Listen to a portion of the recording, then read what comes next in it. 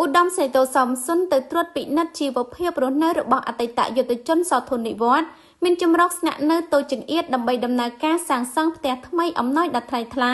របស់សម្ដេចតេជោសែនជូនគាត់នៅឃុំត្រពាំងឫស្សីស្រុកកំពង់ស្វាយខេត្តកំពង់ធំនៅព្រឹកថ្ងៃទី21ខែមករាឆ្នាំ2026ឧត្តមសេនីយ៍សំសុនមេបញ្ជាការតំបន់ប្រតិបត្តិការសឹករងកំពង់ធំតំណាងគណៈកម្មាធិការសមាគមអតីតយុទ្ធជននិងនិវត្តជនកម្ពុជាខេត្តកំពង់ធំ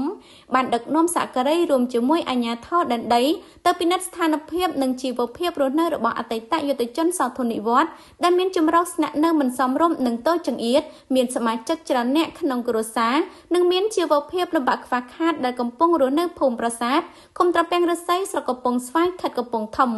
ឧត្តមសេនីយ៍សំសុនបានបញ្ជាក់ថាលោកតាពលបាលតោសុកសាញ់មានអាយុ68ឆ្នាំចូលបម្រើក្នុងជួរមន្ត្រីនគរបាលស្រុកកំពង់ស្វាយនៅឆ្នាំ1993ហើយត្រូវបានក្រសួងមហាផ្ទៃដាក់ឲ្យចូលនិវត្តន៍នៅឆ្នាំ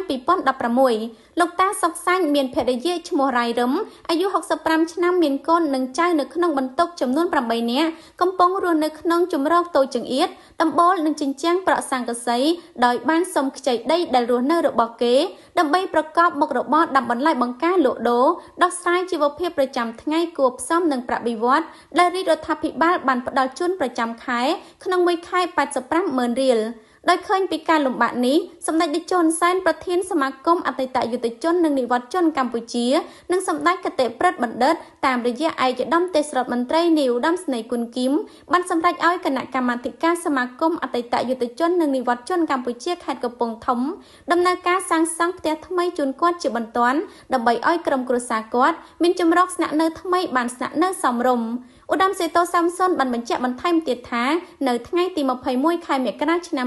2026នេះក្រុមជើងសំណង់នឹងចាប់ផ្ដើមដំណើរការសាងសង់ផ្ទះថ្មីជូនគាត់ហើយនៅក្នុងឱកាសនេះឧត្តមសេនីយ៍សំសុនក៏បាននាំយកនៅស្បៀងអាហារគ្រឿងឧបភោគបរិភោគដែលជាអំណោយរបស់សម្ដេចមហាបវរធិបតីហ៊ុនម៉ាណែតនាយករដ្ឋមន្ត្រីនៃព្រះរាជាណាចក្រកម្ពុជានិងលោកជំទាវបណ្ឌិតបច្ច័នមុនីឧបត្ថម្ភជូនគាត់ដើម្បីដោះស្រាយជីវភាពប្រចាំថ្ងៃផងដែរលោកតាសុកសាញ់និងលោកយាយរ៉ៃរឹមរំភើបចិត្តរកអ្វីព្រៀបផ្ទឹមពំបាននិងសូមគោរពថ្លែងអំណរគុណដល់ជាជ្រៅជាទីបំផុតចំពោះសម្ដេចតេជោនិងសម្ដេចធិបតីព្រមទាំងគណៈកម្មាធិការសមាគមអតីតយុទ្ធជននិងនិវត្តជនកម្ពុជាខេត្តកំពង់ធំនិងសូមគោរពជូនពរសម្ដេចឯកឧត្តមលោកជំទាវលោកស្រីទាំងអស់សូមទទួលបាននូវពុទ្ធពរទាំង4ប្រការកំបីឃ្លៀងឃ្លាតឡើយនេះខ្ញុំឆាំឡាវងធ្វើសេចក្តីរាយការណ៍